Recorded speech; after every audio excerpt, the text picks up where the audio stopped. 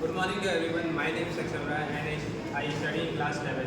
Today I am going to express the first chapter of history, writing and city life. In this chapter, we will study about the development of writing, how the development of trade, how the development of temple, ornament, materials, and how the city life began. So let's start. In this chapter, the first question is what is Mesopotamia? It is one of the oldest civilization in the world, and it gives us various things like property, prosperity, city life, mathematics, astronomy, literature, and archaeological source. In the northern region of Mesopotamia, Assyrians established their kingdom in around 1100 BC. The first and the oldest language is Sumerian. Akkadian people arrived and replaced the Sumerian language to Akkadian language. And after that, Aramic language also taken is similar to Hebrew, around 400 BC. Language: Sumerian, Akkadian, and Aramaic. Around 3000 BC and Akkadian 2400 BC and Aramaic 1400 BC. Sumerian 3000 BC तक आ गया था and after that Akkadian language आई थी, उसके बाद Aramaic language आई थी. After that archaeological source. Archaeological source began in 1814. In this survey, the most famous city Uruk and Mari were established and thousands of written documents were established. And for example, statue, ornament, graves, tools, etc. In the archaeological source, where the invention of statue, ornament, graves, and tools, and geography of Mesopotamia. In the northeast, it has green wavy plants and wildflower. जो north east था वहाँ पे greens वो baby plants थे and wild flower and other wild animal थे. And the second thing in the north there is a stretch of hilly land called steppe where the animal herding. In the northeast, in the east, tributary of Tigris is a route of communication. जो tributary of Tigris थी वो route of communication थी, जो पहले के लोग थे वहाँ पे communication करते थे through the sea way.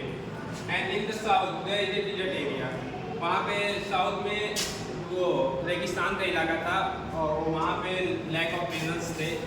And the next thing, the significance of urbanism, formation and development of city that people work various fields. First, division of labor, trade and service, writing and social work. Division of labor. Division of labor means अलग-अलग people अलग-अलग वो work करते थे. जैसे कोई वो root था trade का, तो वहाँ पे कोई ट्रेड वाला सामान लेता था, उससे फिर दूसरा व्यक्ति क्या कहते हैं सामान बनाता था.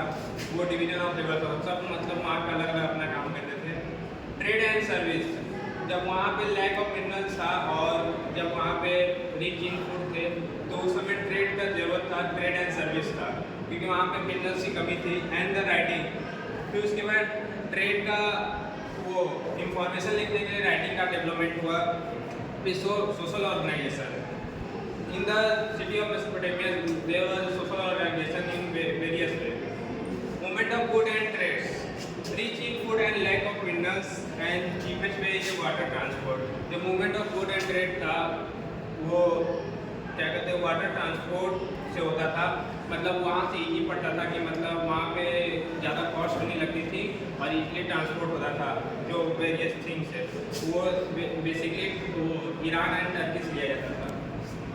And next urbanisation in southern Mesopotamia. Various city were develop. First temple city, second trade and the third imperial.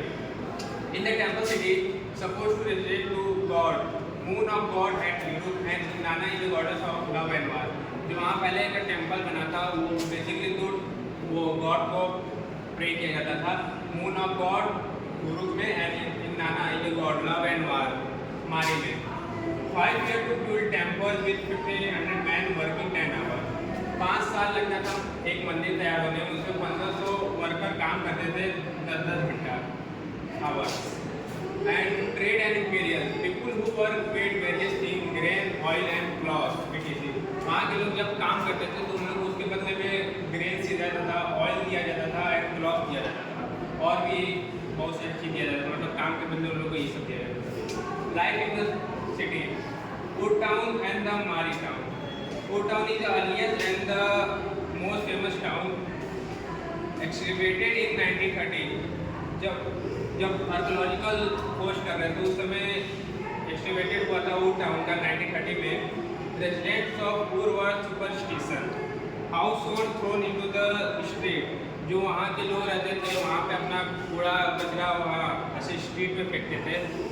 And Mari town, the king is Ghibli, trading town pastoral zone around 2000 BC, located upstream of Euphrates. It is a royal capital of Mari town. And the development of writing, form of verbal communication, clay tablet was uniform and in the form of number, sign and pictures.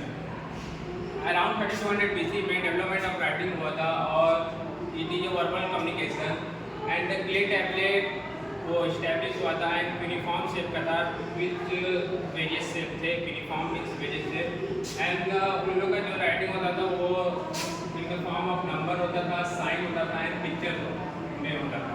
And उसको use करने के बाद उन लोग उसको dry करने के लिए सन में रखते थे. पहले उसको सेक देते थे, फिर उसके बाद एक पिन से लिखते थे या कोई भी नुकीली चीज़ से. उसके बाद उसको धूप में सुखाने के रख सकते थे और उसके बाद जब वो सूख जाता था उस पर अपना उससे इंफॉर्मेशन राजाओं तक पहुँचा, किंग तक पहुँचाते थे.